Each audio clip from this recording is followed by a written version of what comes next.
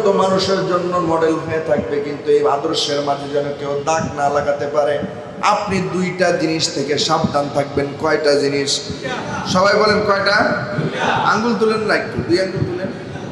দুইটা জিনিস, হাত নামান। এই দুইটা জিনিস আল্লাহ কোরআন মাজিদে সূরা আহজাবের 1 নম্বর আয়াতে কারিমার মধ্যে আল্লাহ রাব্বুল আলামিন পৃথিবীর মানুষদেরকে উদ্দেশ্য করে বলছেন যে দুনিয়ার মানুষেরা শোনো, নবীকে বলতেছেন হে রাসূল আপনি শুনেন কি, ইয়া আইয়ুহান নাবিয়্যু তাকিল্লাহা ওয়া লা তুতি'ল কাফিরিনা ওয়াল মুনাফিকিনা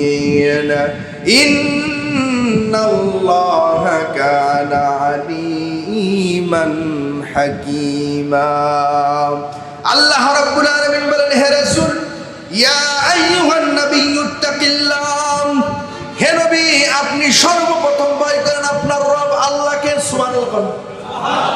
আল্লাহ নবীকে বলছেন হে নবী আপনি সর্বপ্রথম ভয় করেন আপনার রব আল্লাহকে, যেই নবীকে আল্লাহ তাআলা এত ভালোবাসে। আচ্ছা কোন তো যারে কেউ যদি কাউকে ভালোবাসে তারে কি সেই ভয় পায়? আমার কথা বুঝেন নাই মনে হয়। কেউ যদি কাউকে মহব্বত করে সে কি তাকে কোনো ভয় পায়? ভয় পাওয়ার কোনো কথা, ভয় পাওয়ার কোনো কথা না। আল্লাহ কোন নবীরে মেয়েরাজে নিল না, কোন নবী না। আল্লাহ অন্য অন্য কত নবীরা আল্লাহর কত সন্তুষ্টি অর্জন করছেন, আল্লাহর কত মহব্বত করছেন। শুধু তাই নাই যে শয়তান আল্লাহর এত ইবাদত করছে, এত মুখলেস হয়েছে, তাও আল্লাহ শয়তানরে আল্লাহর দিদার দেয় নাই। আল্লাহর কি দেয় নাই? দিদার দেয় নাই। কিন্তু আল্লাহ তাআলা নবী করিম সাল্লাল্লাহু আলাইহি সাল্লামকে আল্লাহর দিদার দিয়েছেন। সুবহানাল্লাহ। যাও আল্লাহ তাআলা এত মহব্বত নবীর লগে, যে নবীর লগে আল্লাহর এত প্রেম, সে আল্লাহ নবীকে বলছেন হে রাসূল সর্বপ্রথম আপনি আপনার রব আল্লাহকে ভয় করেন। সুবহানাল্লাহ বললেন না? আর আস্তে করে সুবহানাল্লাহ। এখানে কত বড় একটা কথা লুকায় আছে জানেন? যে নবীকে আল্লাহ মহব্বত করে ভালোবাসে, যে নবীর জন্য আল্লাহ কাঁদছে, বাইতে সুবহানাল্লাহ গিয়ে আমার কথা কি আপনাদের বুঝতে কষ্ট হয়? মাইকে কি ঠিকঠাক শোনা যায়? বক্সে শোনা যাইতেছে ঠিকঠাক মতে? বক্সগুলো ঠিক করা দরকার, সাউন্ড সিস্টেম খারাপ হয়ে গেছে, বহু আগে ঠিক করানো হয়েছে, আর আপনাদেরই দায়িত্ব এগুলো ঠিক করার। কথা কোন ঠিক কিনা? এটা আপনাদের ঠিক করতে হবে। এটা তো এখন বর্তমানে আপনারা তো জানেন মসজিদ সরকার কর্তৃক উপজেলা নির্বাহী কর্মকর্তার অধীনে পরিচালিত। এখন আপনি ওনার কাছে তো আমরা আবদার আছে, মসজিদের অনেক কাজ বাকি আছে। সর্বপ্রথম বক্সটাকে ঠিক করা দরকার। সাউন্ড আমার সাউন্ড আমি শুনি না।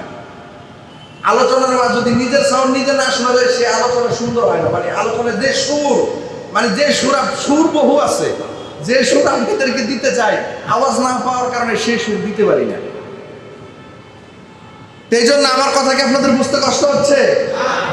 তাই জন্য এখানে অনেক সুন্দর একটা কথা লুকে আছে যে আল্লাহ তাআলা নবীকে না বানাইলে আসমান এবং জমিনের কোনো কিছু সৃষ্টি করতেন না। যে শুধু তাই না, যে নবীরে সর্বপ্রথম নবী হিসাবে আল্লাহ ঘোষণা করছেন। হযরতে নবী করিম সাল্লাল্লাহু আলাইহি সাল্লামকে জিজ্ঞেস করছেন ইয়া রাসূলুল্লাহ, ইয়া হাবিবাল্লাহ, ইয়া রাসূলুল্লাহ আপনি কবে থেকে নবী? তখন আল্লাহর হাবিব বলেন যে আদমকে বানানোর পর যখন আদমের ভিতরে রূহ আল্লাহ তাআলা দেন নাই, রূহ মানে আত্মা আল্লাহ তাআলা দেন নাই, এর আগে থেকে আমি মুহাম্মদ সাল্লাল্লাহু আলাইহি ওয়াসাল্লাম নবী। সুবহানাল্লাহ।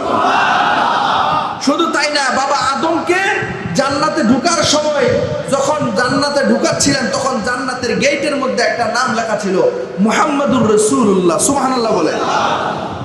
এই জায়গায় যে আল্লাহ তাআলার এত মহব্বতের নবী, এত প্রেমের নবী, যে নবীর লগে কথা না কইলে আল্লাহর ভালো লাগে না, সেই নবীর জন্য আল্লাহ কাঁদছে, যে নবীর জন্য আল্লাহ নিজে কাঁদছেন। এটার দলিল আছে আমার কাছে। দলিল কি? সূরা মুজাম্মিল। দলিল কি? সূরা মুজাম্মিল। কোরআন মাজিদ আল্লাহ রাব্বুল আলামিন বলেন নবী করিম সাল্লাল্লাহু আলাইহি ওয়াসাল্লাম যখন রাতের আঁধারে নবীজি সারা রাত দাঁড়িয়ে নবীজি নামাজে কাটিয়ে দিতেন, সারা রাত্র নবীজি নামাজে কাটিয়ে দিতেন। নবীজি নামাজে দাঁড়িয়ে থাকা অবস্থায় আম্মা জানা আয়েশা বলেন ইয়া রাসূলুল্লাহ, ইয়া হাবিবাল্লাহ, সারা রাত্রি আপনি নামাজে দাঁড়িয়ে আছেন, আপনার শরীরে তো জ্বর চলে এসেছে, আপনার শরীর তো কাতর হয়েছে, আপনি তো ভীত সন্তুষ্ট হচ্ছেন নাকি? আম্মা জান আয়েশাকে বলেন না আয়েশা, আমি ভীত সন্তুষ্ট হচ্ছি না, বরং আমি আমার রবের সাথে প্রেমের খেলা, আমার রবের সাথে আমি কথা বলছি। বলেন সুবহানাল্লাহ। ইয়া রাসূলুল্লাহ, সারা রাত্র দাঁড়িয়ে কেন কথা বলা লাগবে?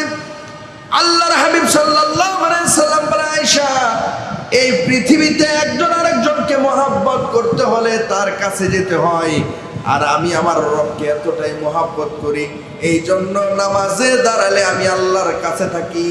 এই জন্য কোনো বান্দা হোক বান্দি হোক, নামাজে দাঁড়াইলে আল্লাহর যতটুকু নিকটবর্তী বান্দা হয়, আর অন্য কোন সময় বান্দা আল্লাহর এতটুকু নিকটবর্তী হতে পারে না। বলেন সুবহানাল্লাহ। আল্লাহর হাবিব সাল্লাল্লাহু আলাইহি ওয়াসাল্লাম দাঁড়িয়ে রইলেন, নবীজির শরীরে জ্বর চলে আসলো। নবীজি কম্বল গায়ে দিয়ে, একটা চাদর গায়ে দিয়ে নামাজে দাঁড়িয়ে আছেন। নবীজির পাও মুবারক ফুলে গেছে, পায়ে থেকে এতটাই ফুলে গেছে, পায়ের রগগুলো মনে হয় ফেটে রক্ত বের হয়ে যাবে। সারা রাত্র নবীজি দাঁড়ায় আছেন। আজকে নবীর উম্মত হয়ে তুমি নামাজ পড়ো না।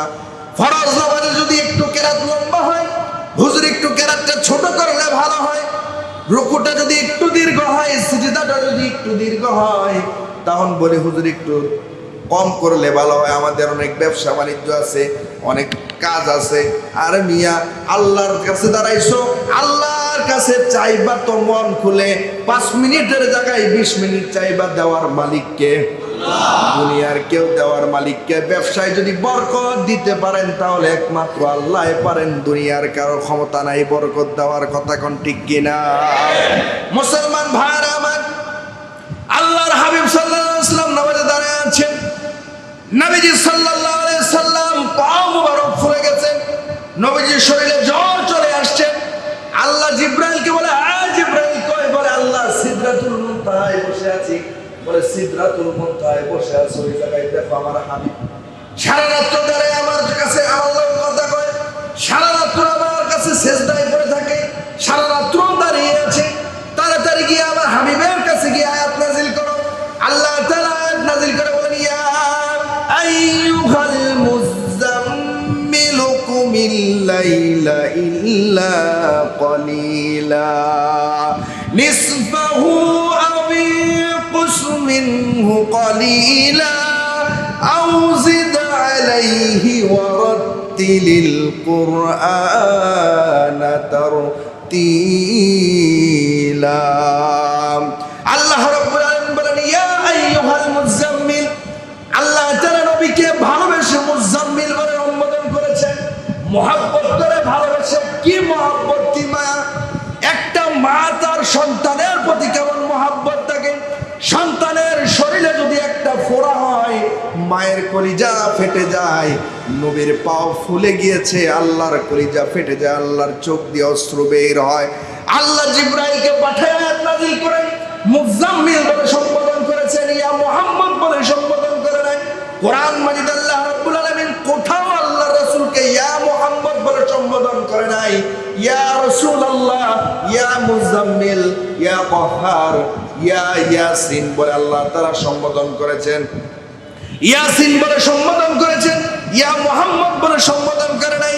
কিন্তু আল্লাহ তাআলা এই জায়গায় নবী করিম সাল্লাল্লাহু আলাইহি সাল্লামকে বলছেন, ইয়া আইয়ুহাল মুযাম্মিল, হে আমার দোস্ত, হে আমার পিয়ারা হাবিব, কুমিল লাইলা ইল্লা কলিলা। সারা রাত দাঁড়ায় থাকার দরকার কি? আমি নামাজ পছন্দ করি, সারা রাত নামাজ আপনি পড়বেন, ঠিক আছে, কিন্তু আপনি সারা রাত্র দাঁড়ায়া আমার কদমে সিজদা দিবেন, আমার সামনে দাঁড়ায় থাকবেন, এটা আমার ভালো লাগে না, আমার বড় কষ্ট লাগে। ইল্লা কলিলাম নিসফাহু আও ইনকুস মিনহু কলিলাম আও জিদ আলাইহি ওয়া রাত্তিলিল কুরআনা তারতিলা। ইয়া হাবিব, আপনি শুনেন, সারা রাত্র আপনার দ্বারায় ইবাদত করার দরকার নাই, সারা রাত্র আপনার দ্বারায় কোরআন তেলাওয়াত দরকার নাই, বরং রাত্রটাকে আপনি দুইটা ভাবে বিভক্ত করেন। কয়টা? দুইটা ভাবে আপনি বিভক্ত করেন।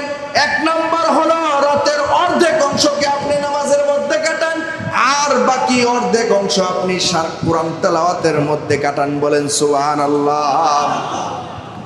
দুইটা অংশ যে আপনি সারা রাত নামাজ পড়ার দরকার নাই, যে জায়গায় আল্লাহ নামাজ পড়লে খুশি হয় সেই জায়গায় আল্লাহ সেই নবীর এত প্রেম, এত ভালোবাসা যে নবী সারা রাত দাঁড়ায় নামাজ পড়ে, পাও ফুলে গেছে, আল্লাহর মায়া লেগে গেছে, আল্লাহ কাঁদতেছে, জিবরাইল পাঠাইছে, গিয়ে তাড়াতাড়ি সারা রাত দাঁড়ায় নবীর নামাজ পড়ার দরকার নাই, সারা রাত তো দরকার নাই, রাতটাকে দুইটা ভাগ করুক, অর্ধেক ভাগ নামাজে কাটাক আর অর্ধেক ভাগ বৈশাখ কোরআন তেলাওয়াতের মাধ্যমে কাটাক। সুবহানাল্লাহ।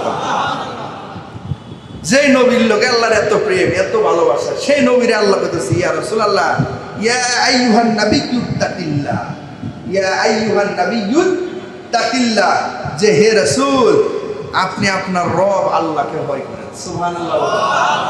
নবীরে আল্লাহ কইতেছেন আপনার যত প্রেম আর ভালোবাসাই হোক আপনি আপনার আল্লাহকে কি করেন? ভয় করেন। আল্লাহু আকবার। যেই নবীকে আল্লাহ রাব্বুল আলামিন এই কোরআন নামক দৌলত দিলেন, এই হেদায়েত নামক কিতাব দিলেন, যেটা মানুষের জন্য সমাজের অন্ধকারাচ্ছন্ন মানুষের জন্য হেদায়েতের বাণী হবে, সমাজের অন্ধকারাচ্ছন্ন মানুষদের জন্য যেটা হেদায়েত হবে, সমাজের মানুষের জন্য যেটা হেদায়েত হবে, সমাজের মানুষের জন্য যেটা পথ নিদর্শনাবলী হবে, পথ প্রদর্শন হবে, সেই কিতাব কোরআন মাজিদ আল্লাহ তাআলা নাযিল করেছেন অন্ধকারাচ্ছন্ন জামানায়, অন্ধকারাচ্ছন্ন শোষণের জামানায়, যে জামানার মানুষগুলো বড় ভয়ানক ছিল, যে জামানার মানুষগুলো বড় ভয়ানক ছিল। কেমন ভয়ানক, কেমন ভয়ানক ছিল? এই পৃথিবীর ভিতরে ইতিহাসে 570 বছর কোন নবী রাসূল না আসার কারণে সেই জামানার মানুষগুলো এতটাই ভয়ানক হয়ে গিয়েছিল।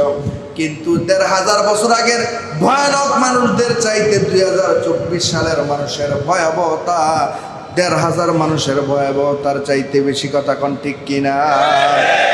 আজকে এমন অবস্থা যে মানুষকে রাস্তাঘাটে কুপিয়ে হত্যা করা হয়, সাধারণ মানুষ চেয়ে চেয়ে দেখে, প্রতিবাদ করার মতো কেউ নাই।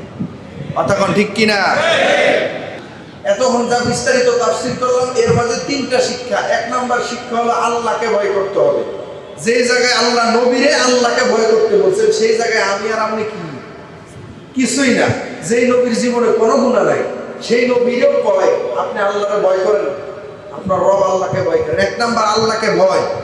2 নাম্বার কোনো কাফেরের অনুসরণ করা যাবে না। 3 নাম্বার কোনো মুনাফিকের অনুসরণ করা যাবে না। যে 1 নাম্বার আল্লাহকে ভয় করার মাধ্যমে কি হবে? তাকওয়া অর্জন হবে। মনে রাখেন, 1 নাম্বার আল্লাহকে ভয় করার মাধ্যমে কি অর্জন হবে? তাকওয়া অর্জন হবে। 2 নাম্বার কাফেরকে যদি বন্ধু না বানান তাহলে পরকালে আল্লাহর কাছ থেকে জান্নাত পাওয়া যাবে। 2 নাম্বার কি? কাফেরকে যদি বন্ধু না বানান পরকালে আল্লাহর কাছ থেকে কি পাওয়া যাবে? জান্নাত পাওয়া যাবে। 3 নাম্বার মুনাফিকের যদি অনুসরণ না করেন তাহলে জাহান্নাম থেকে মুক্তি লাভ পাওয়া যাবে। কথা কোন ঠিক কিনা? কারণ মুনাফিকের স্থান কোথায় জানেন? ইন্নাল মুনাফিকিনা ফিদ দারকিল আসফালি মিনাল নার। জাহান্নামের অধর তলদেশে, এর নিচে আর কোনো জাহান্নামী থাকবে না, সেই জায়গায় হবে জাহান্নামের স্থান, মুনাফিকদের স্থান হবে সেখানে। আল্লাহ আমাদেরকে এই 3টা বিষয়কে পরিপূর্ণভাবে মানা এবং বোঝার তৌফিক দান করুক। বলেন আমিন। আপনারা জানেন আমাদের মসজিদে সংস্কারের কাজ চলতেছে। আমরা